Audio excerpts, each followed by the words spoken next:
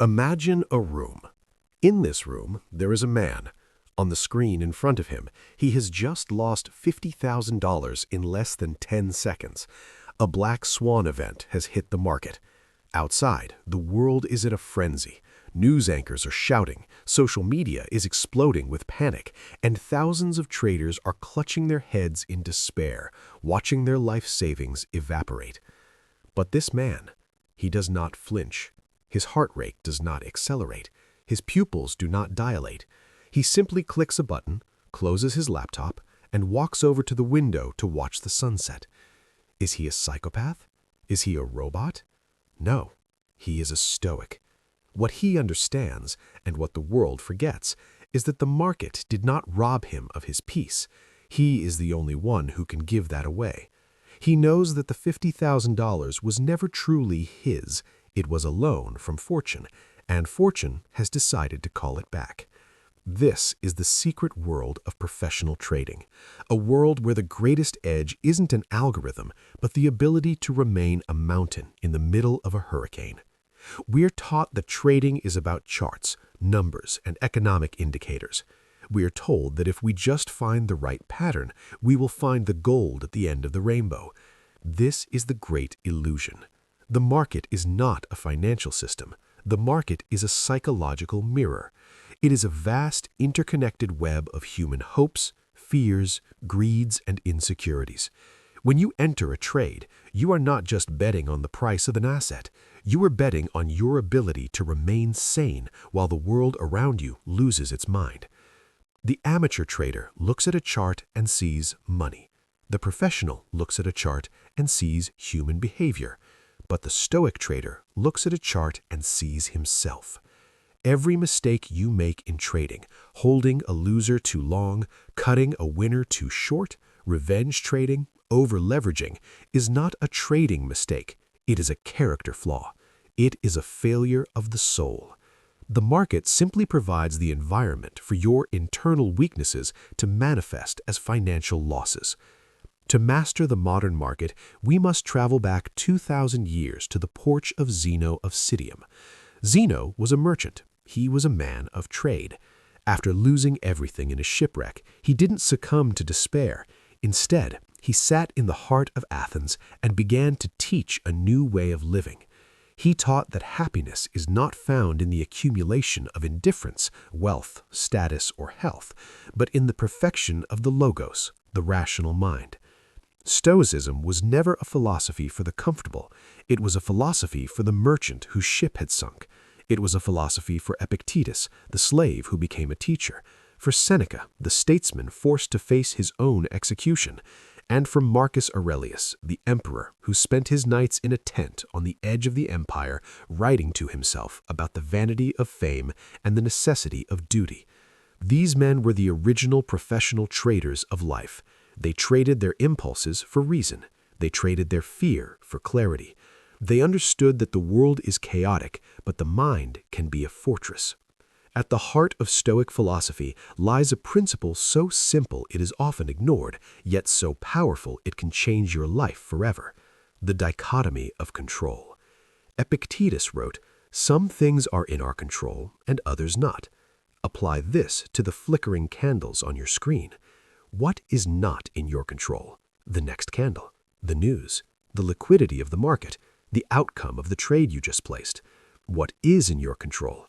Your entry price, your stop loss, your position size, your decision to follow your plan, your reaction to the result. The amateur trader spends 90% of their mental energy worrying about what they cannot control. They stare at the screen, praying for the price to move in their favor.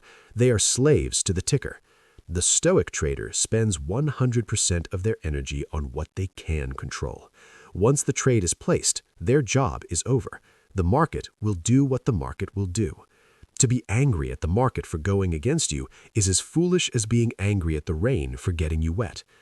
Marcus Aurelius spoke of the inner citadel, a place within the mind that no external event can penetrate. In trading, the external world is a storm of noise: Bloomberg terminals, Twitter alerts, and the flickering lights of the candles. All of these are designed to trigger your fight or flight response. Your brain is being bombarded with signals that say, danger, opportunity, don't miss out. If you do not have an inner citadel, you will be swept away. You will buy at the top because of FOMO. You will sell at the bottom because of panic. The Stoic trader builds this fortress through the practice of ascent. When a thought enters their mind, this market is rigged, or I need to make back that loss now, the Stoic pauses. They do not immediately believe the thought. They examine it. They ask, is this thought based on reason, or is it a projection of my fear? By creating a space between the stimulus and the response, the Stoic regains their humanity. They stop being a reactive animal and start being a rational actor. Why does this matter? Because in the world of capital, your philosophy is your equity. Every time you break your rules, you are paying a tax to the market, a tax on your lack of discipline. Over a year, this tax can be the difference between a six-figure salary and a blown account. Most people fail at trading not because they lack a good system, but because they lack a soul. They have no anchor. They are drifting in a sea of volatility, and when the waves get too high, they capsize. Stoicism is the anchor. It doesn't promise that the waves will stop. It promises that you will not sink. The market is the most honest place on earth. It does not care about your university degree, your past successes, or how much you need the money. It is a cold, objective judge of character. And the first character trait it seeks to destroy is the ego. Most traders come to the market with a subconscious desire to be right. They want to prove to their friends, their family, or themselves that they are smarter than the average person. But in the world of Stoicism, the desire to be right is a death sentence. To the Stoic, the truth is more important than the opinion. If the market says you are wrong and you argue with it, you are not fighting a chart. You are fighting reality itself. And reality has a 100% win rate. Marcus Aurelius once wrote, "Everything we hear is an opinion, not a fact. Everything we see is a perspective, not the truth." In trading, your analysis is merely an opinion. The price action is the fact. The amateur trader marries their opinion. When the price moves against them, they feel personally attacked. They feel insulted. This ego bruising leads to the most expensive mistake in finance, the refusal to take a loss. The Stoic trader, however, practices the art of objectivity. They view a losing trade not as a failure of their intelligence, but as a simple data point. Epictetus taught that we should not be disturbed by things, but by the view we take of them. A stop loss being hit is not a tragedy. It is the cost of doing business. It is a preferred indifferent. It is simply the price of admission to the greatest game on earth. But how do we prepare for the moments when the market tries to break us? The Stoics used a technique called premeditatio malorum, the premeditation of evils. While the positive thinking gurus tell you to visualize success, the Stoic tells you to visualize disaster. Before the market opens, sit in the silence of your room and imagine the worst. Imagine your internet connection failing in the middle of a high-leverage trade. Imagine the stock you just bought gapping down 20% on bad news. Imagine a month-long losing streak that wipes out half your capital. This isn't pessimism, it is strategic realism. By living through the disaster in your mind, you strip it of its emotional power. When the catastrophe eventually happens, and in trading it will happen, the amateur is paralyzed by shock. The Stoic is calm because they have already been there. They have already accepted the cost. They are not reacting to a crisis. They are executing a prearranged plan. The ego also manifests as greed, the belief that you deserve more than the market is giving you. Greed is the refusal to accept enough. Seneca warned that it is not the man who has too little, but the man who craves more that is poor. How many traders have watched a massive profit evaporate because they wanted one more tick? They were no longer trading the market, they were trading their own greed. The Stoic practices sophrosine, temperance, and self-control. They know their exit point before they enter. They take what the market offers with gratitude and they walk away. They do not chase the ghost of what could have been. To the Stoic, wealth is a preferred indifferent. It is better to have it than not have it, but it must never be the source of your core happiness. If your self-worth rises and falls with your equity curve, you are a slave to the ticker. You are a puppet, and the market holds the strings. The professional trader cuts those strings. They realize that their only true wealth is their character, their discipline, and their ability to remain rational when the world is burning. Remember this: the market does not take your money, you give it away the moment you let your ego take the wheel. The Stoic trader is a ghost. They have no pride to defend, no reputation to uphold, and no need to be right. They only have a process to follow. And in that total surrender of the ego, they find the ultimate power. As we move deeper into this philosophy, we must confront the most difficult Stoic pillar of all, amor fati, the ability to not just tolerate the volatility, but to love it. To see the red candles in the market crashes not as enemies, but the very fire that tempers the steel of your soul. After we have dismantled the ego and faced our fears through the premeditation of evils, we reach the most profound depth of Stoic philosophy, amor fati, or the love of fate. For the amateur trader, a price movement that hits their stop-loss is a bitter enemy. It is viewed as a moment of bad luck, a personal injustice, or a market conspiracy. But for the Stoic trader, every red candle, every dip in the equity curve is a fate that must be not only accepted, but embraced. Why? Because the Stoic realizes that the market is the ultimate teacher. Arthur Schopenhauer once said that life is a series of lessons which must be lived to be understood. In trading, every loss is a tuition fee. When you accept that the market owes you nothing, that its movement is as natural and indifferent as the shifting tides of the ocean, you are liberated from the chains of anger. The professional says to the market, "Welcome, take what you will, for you cannot touch my internal stillness." This brings us to the concept of detachment from outcome. Consider the Stoic archer. He does everything in his power. He selects the finest arrow, he draws the bow with perfect tension, and he aligns his vision with absolute focus. But the moment the arrow leaves the string, his control ends. A sudden gust of wind may blow, or the target may move. The Stoic archer finds his satisfaction not in hitting the target, but in the excellence of the release. In trading, the release of the arrow is your execution based on your rules. The moment you click that buy button, the result must become secondary. If you win, it is good. If you lose, it is also good, provided you released your arrow with excellence. Traders who weep at their monitors are those who have attached their happiness to an arrow they no longer control. Stoicism teaches you to be prouder of your discipline in a loss than of a lucky break in a profit. This leads us to virtue, the highest goal of the Stoics. In the world of finance, virtue is absolute discipline.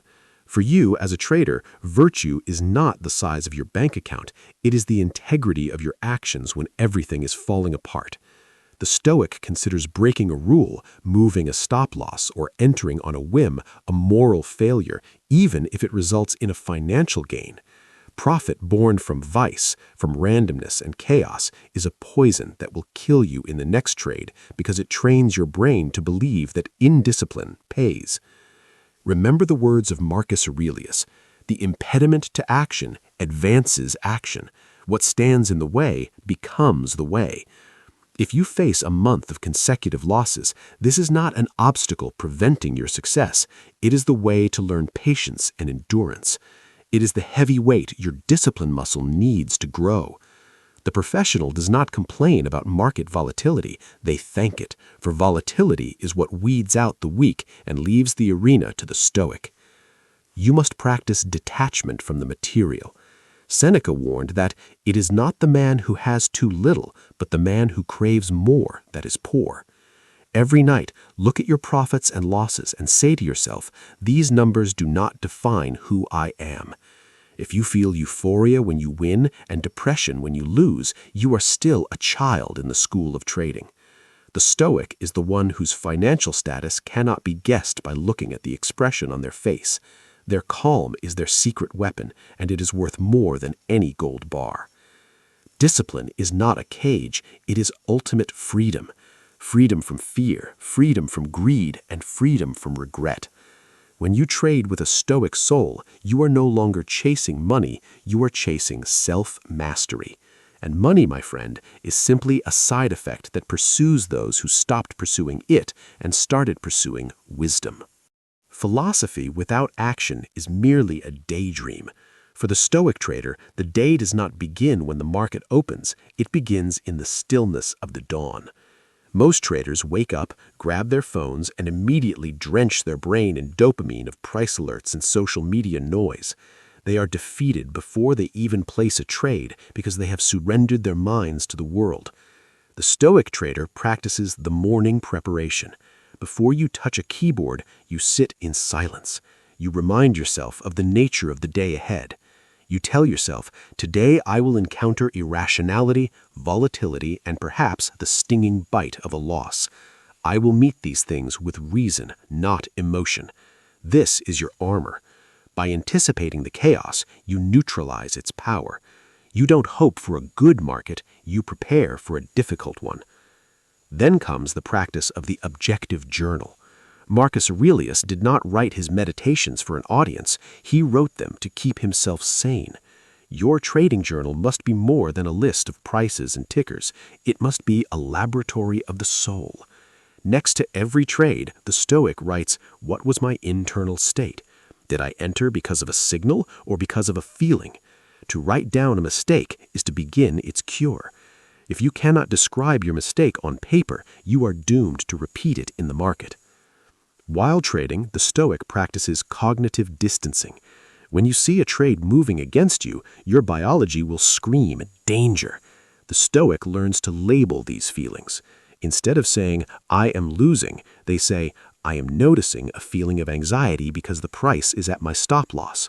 By shifting from "I am" to "I notice," you create a gap. In that gap, you find the freedom to act according to your plan rather than your panic. We must also discuss the Stoic view from above. When the pressure of a single trade feels like life and death, the Stoic zooms out. They imagine the earth from the stars. They see the billions of people, the rise and fall of empires, and the vastness of time. In this perspective, your bad day on the NASDAQ is a microscopic speck in the history of the universe. This isn't meant to make your work feel meaningless, but to make your stress feel manageable. It is hard to be gripped by greed when you realize how fleeting all wealth truly is. Then there is the practice of voluntary discomfort. Seneca used to set aside days to eat only the simplest food and wear coarse clothing to ask himself, "Is this what I feared?" For a trader, this means periodically stepping away from the screen entirely. It means proving to yourself that you do not need the action to be happy. If you cannot sit in a room for an hour without checking the price of Bitcoin, you are not a trader, you are an addict.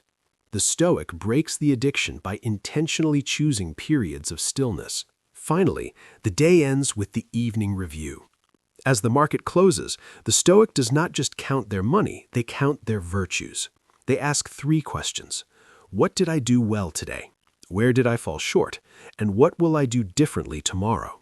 They do not punish themselves for a mistake, but they do not ignore it either. They treat themselves like a firm but kind teacher. The professional trader knows that the strategy is only 10% of the game. The other 90% is the relentless, boring, and daily grind of maintaining your mental fortress. You do not rise to the level of your goals, you fall to the level of your systems. A Stoic system is one that assumes human weakness and builds a cage of discipline around it. You must realize that the most important trade you make every day is the one where you trade your impulsive self for your rational self. This is a trade that happens in the silence of your mind, long before the opening bell rings. It is a trade that pays dividends not in currency, but in character. We have traveled through the ruins of the past and the digital architecture of the present. We have dismantled the ego, embraced the chaos of fate, and built a fortress of daily ritual. Now we must ask, what is the final destination of the Stoic trader? Is it merely a larger bank account? No. The destination is autarky, absolute self-sufficiency. When we look at the titans of the financial world who have survived for decades, men like Paul Tudor Jones, who famously stared at a sign saying "losers average losers," or Ray Dalio, who codified his life into principles, we see a common thread. They did not just survive market crashes, they were forged by them. They reached a point where the noise of the world became a background hum, unable to penetrate their internal silence. The professional trader knows that the market is a grand tester. It is looking for the crack in your armor. It is looking for the one day you are tired, the one day you are angry, the one day you feel entitled to a win. The Stoic meets this test with resilience. In the words of Marcus Aurelius, be like the promontory against which the waves continually break, but it stands firm and tames the fury of the water around it. To be a professional is to be that promontory. You must realize that a career in trading is not a sprint, it's a marathon through a minefield. The only way to reach the end is to stop caring about the individual steps and start caring about the quality of your walk. As we conclude this journey, remember that Stoicism is not about the suppression of emotion, but the transmutation of it. You will still feel the sting of a loss. You will still feel the surge of adrenaline when a trade goes your way, but you will no longer be a victim of these sensations. You will observe them as a scientist observes a chemical reaction, with curiosity, but without attachment. The market will continue to be a place of creative destruction. It will continue to transfer wealth from the impatient to the patient, from the emotional to the rational, and from the chaotic to the disciplined. By choosing Stoicism, you are choosing to exit the cycle of the gambler and enter the lineage of the sage. Your secret weapon is now clear. While others are searching for a golden grail in the form of an indicator, you have found it in the form of your own character. You have realized that the most profitable thing you can ever own is a mind that cannot be shaken. So tomorrow, when the opening bell rings and the candles begin their dance of deception, do not ask for a green day. Do not ask for luck. Ask instead for the strength to follow your rules. Ask for the clarity to see the market as it is, not as you want it to be. And ask for the courage to walk away when the plan says stop. The world of professional trading is cold, indifferent, and unforgiving. But for the Stoic, it is the most beautiful playground on earth. It is the ultimate arena for self-discovery. The market has no power over you. Fortune has no claim on your soul. You are the master of your ship. You are the captain of your fate. You are a Stoic trader. Stand tall, stay disciplined, and let the market do what it will. You are ready. If you found value in this philosophy, join our circle of disciplined minds by subscribing. The market tests your character every day. Don't face it alone. Until next time, stay rational, stay stoic.